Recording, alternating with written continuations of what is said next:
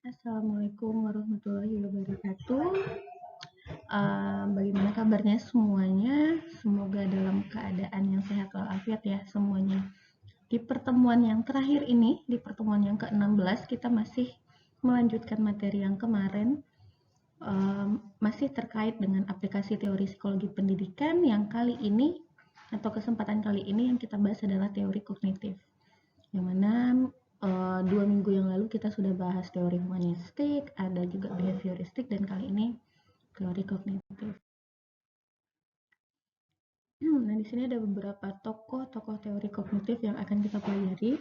Dari sekian banyak tokoh-tokoh teori kognitif yang ada, dalam kesempatan ini kita bakal membahas 6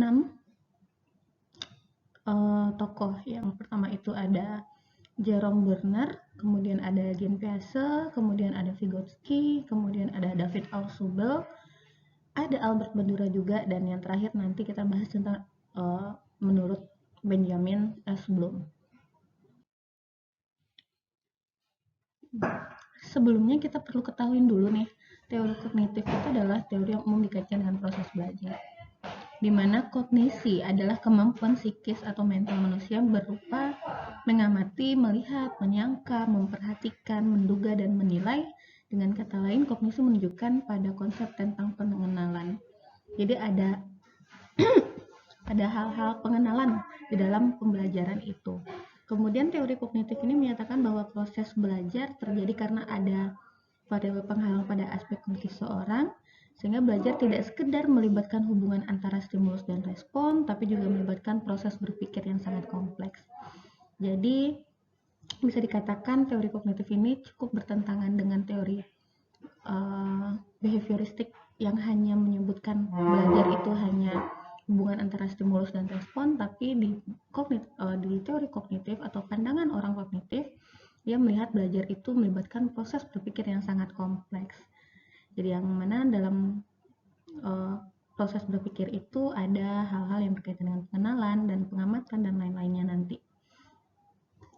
Sehingga belajar adalah perubahan persepsi dan pemahaman. Perubahan persepsi dan pemahaman tidak selalu berbentuk perubahan perilaku yang bisa diamati. Jadi di sini dikatakan belajar itu intinya adalah adanya perubahan persepsi atau pemahaman. Nah, adanya perubahan persepsi dan pemahaman itu nggak selalu akan berbentuk ke perilaku atau nggak selalu muncul di perilakunya. Jadi walaupun mungkin perilakunya nggak berubah, tapi selama ada perubahan persepsi atau perubahan pemahaman oleh si individu, ia sudah dikatakan dengan belajar. Begitu kalau menurut si pahamnya kognitif ini. Jadi ada sedikit berbeda dengan behavioristik yang kemarin hanya mengandalkan stimulus dan respon. Kalau yang kognitif ini dia lebih melihat belajar itu adalah ada tambahan pemahaman begitu. Kemudian ada Brunner. Brunner di sini menyampaikan bahwa dalam proses belajar anak sebaiknya diberi kesempatan memanipulasi benda-benda atau alat peraga, yang mana dengan melalui alat peraga tersebut anak akan melihat langsung bagaimana keteraturan dan pola struktur yang terdapat dalam benda yang sedang diperhatikannya.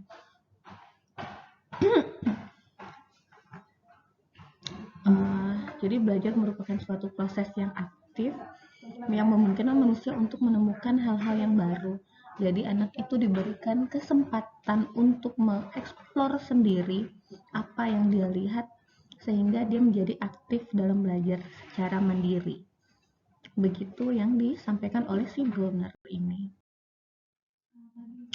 Selanjutnya Brunner itu juga menyampaikan ada 3 bagian yang penting dari teori ini.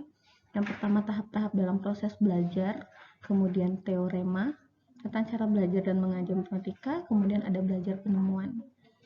Tahap-tahap dalam proses belajar ini nanti akan juga terbagi menjadi 3, yang mana nanti tahap dalam proses belajar menurut Brunner itu ada enaktif, ada ikonik, dan simbolik. Nanti di slide selanjutnya akan ada penjelasannya. Kemudian juga ada 4 macam teorema pada tahap yang kedua. Kemudian yang ketiga itu ada belajar penemuan, di mana si individu itu berusaha sendiri untuk mencari pemecah masalahnya sendiri. Jadi ada dia mencari tahu pengetahuan baru, kemudian dia menghasilkan pengetahuan yang bermakna, sehingga pada proses itu ia melakukan kegiatan belajar dengan pemahamannya. Begitu.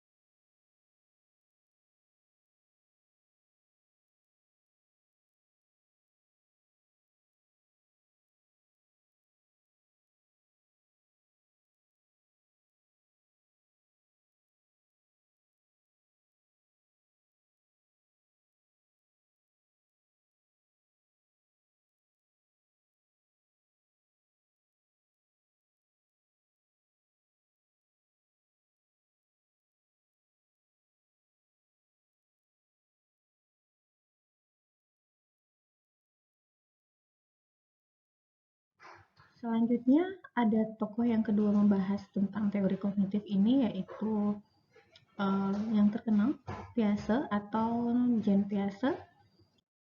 Nah, di mana menurut Jean Piaget ini perkembangan kognitif itu sangat besar tergantung dengan seberapa jauh anak aktif memanipulasi dan aktif berinteraksi dengan lingkungan.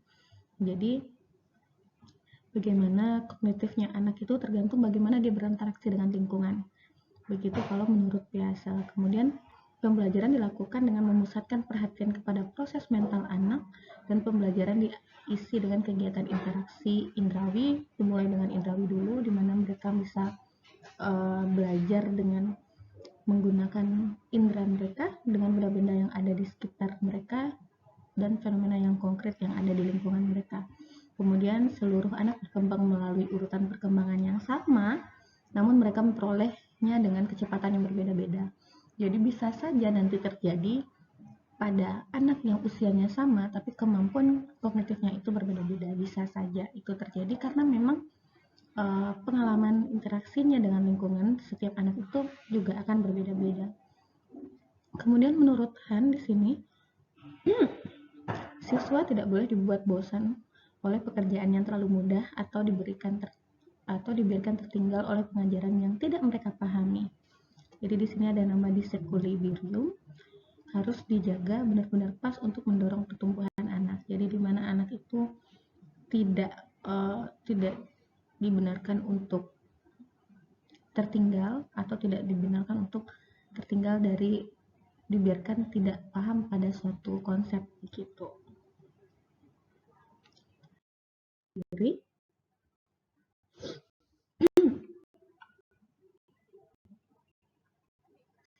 biasa itu sendiri menyampaikan ada 4 tahap perkembangan kognitif anak yang mana saya yakin Anda sudah mempelajarinya pada semester-semester sebelumnya. Ada tahap praoperasional, ada sensori motor untuk pertama kali, kemudian ada praoperasional, kemudian ada operasional dan tahap operasional formal. Jadi silahkan kalian pelajari atau di recall kembali mengenai 4 tahapan perkembangan kognitif ini, dan bisa juga dibaca pada referensi yang sudah saya masukkan ke e-learningnya. Begitu. Kemudian pada tokoh kognitif yang ketiga, ada yang juga terkenal yaitu Vygotsky, di mana Vygotsky itu juga memandang bahwa faktor sosial dalam perkembangan itu sangat penting, dan walaupun sosial itu penting tapi tetap kognitif juga tidak bisa diabaikan, kata si Vygotsky ini. Jadi ia percaya bahwa perkembangan bahasa pertama anak terjadi di tahun kedua dan memberikan kesempatan baru kepada anak untuk melakukan berbagai hal, untuk menata informasi dan menggunakan simbol-simbol. Jadi di sini Vygotsky beranggapan bahwa kemampuan bahasa anak di mana dia menjadi dekat dengan faktor sosialnya, kemudian dia akan membantu dia untuk mengembangkan kemampuan kognitifnya dengan kemampuan atau perkembangan bahasa si anak itu tadi. Jadi anak mendalami bahasa dan belajar menggunakannya sebagai alat untuk memecahkan masalah.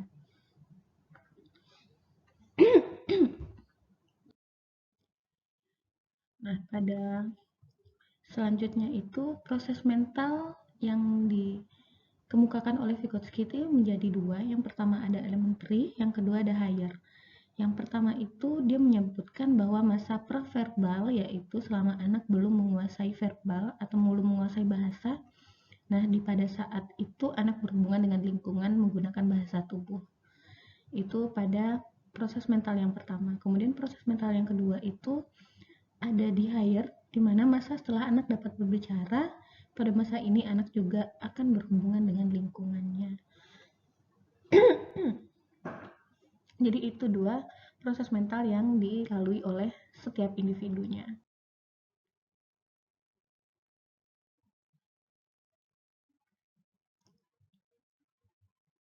Selanjutnya ada 4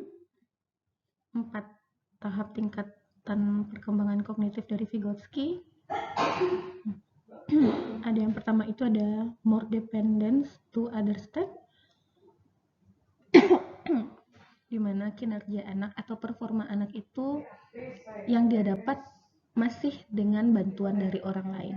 Sementara tahap tingkat kedua itu ada less dependent external assistance stage, itu di mana kinerja anak tidak lagi dibantu atau dia nggak lagi mengharapkan bantuan dari orang lain, tapi dia mampu untuk melakukan kinerja tersebut atau performa tersebut. Tahap yang ketiga atau tingkatan yang ketiga itu ada internalization and automatization, di mana kinerja anak sudah lebih terinternalisasi secara otomatis. Jadi di sini pada tahap ini muncullah kesadaran si anak itu sendiri untuk melakukan suatu kegiatan atau melakukan kinerja atau performa, dan dia menunjukkannya dengan sendiri tanpa perlu bantuan orang lain, tanpa perlu diingatkan oleh orang lain. Jadi sudah terinternalisasi atau sudah muncul kesadarannya sendiri. Nah, pada tahap selanjutnya ada deautomatization stage, itu dimana puncak dari kinerja, jadi anak bisa memberikan keseluruhan kemampuannya itu untuk memberikan suatu kinerja tertentu atau performa tertentu tanpa ada perlu bantuan lagi dari orang lain, sudah secara otomatis dia.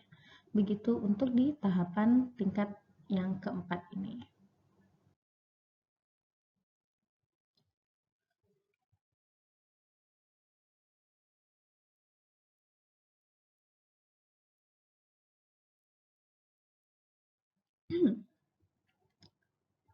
Tokoh yang keempat yaitu ada David Ausubel, di mana mungkin ini jarang dikenal atau jarang didengar.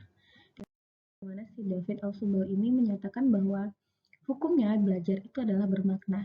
Jadi semua hal yang bermakna itu adalah belajar. Kalau menurutnya si David Ausubel ini. Nah, di mana pengertian belajar bermakna menurut dia itu terbagi dari dua jenis, yaitu belajar bermakna atau meaningful learning. Yang kedua itu adalah belajar menghafal atau rote learning. Jadi ini bisa dibaca sendiri, nanti di PPT juga ada. Kemudian ada tokoh lagi yang mungkin kalian juga sudah sering dengar dengan teorinya social learning, yaitu tokohnya Albert Bandura, di mana dia berpendapat bahwa orang dapat belajar dari mengamati perilaku orang lain dan hasil perilaku tersebut. Nah, seorang yang belajar belum tentu menampilkan dari perilaku mereka, sehingga belajar dapat mengakibatkan perubahan perilaku atau mungkin tidak sama sekali. Jadi, menurut si Bandura ini yang penting orang itu bisa belajar dengan mengamati atau mengobservasi lingkungannya atau perilaku orang lain yang mungkin dia anggap sebagai role modelnya dia. Nah, namun walaupun dia sudah mengamati perilaku orang lain itu, dia belum tentu bisa atau tidak semuanya orang itu bisa untuk melakukan perubahan perilaku dari atau melakukan apa yang sudah dia amati tersebut. Jadi ada mungkin beberapa yang memang dia membuat perubahan perilaku, ada yang tidak begitu. Kemudian ada hal-hal yang mempengaruhi belajar menurut si Bandura ini. Yang pertama itu ada attentional process, kemudian ada retentional process. Yang ketiga ada behavioral production process. Kemudian yang keempat ada motivational process. Nah, di sini nanti penjelasannya bisa kalian baca pada bahan yang sudah saya rujuk di laman e-learning yang sudah saya masukkan. Nah, yang terakhir ada Benjamin S. Bloom atau sering dikenal dengan Bloom. Nah, si Bloom ini dia menyebutkan bahwa ada dua faktor utama yang dominan terhadap hasil belajar, yaitu yang pertama karakteristik siswa yang meliputi kemampuan siswa, minat siswa, hasil belajar, motivasi. Kemudian yang kedua itu ada karakter pengajaran yang meliputi guru dan fasilitas belajarnya. Jadi semua komponen yang ada dalam proses pembelajaran itu terlibat di dalam sini. Baik itu dari si siswanya maupun dari si pendidik atau si pengajarnya. Kemudian dia menyebutkan domain atau ranah belajar menurut si Bloom ini ada 3. Yang pertama itu ada kognitif. Kognitif itu yang berkaitan dengan kognisi atau proses fungsi otak.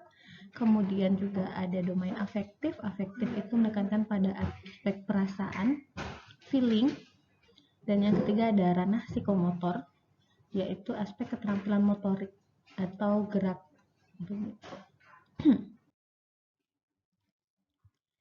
Kemudian yang terakhir itu belum mengembangkan yang namanya taksonomi untuk di domain kognitif, di mana taksonomi itu sendiri merupakan metode untuk membuat urutan pemikiran dari tahap dasar banget sampai ke arah tahap yang lebih tinggi.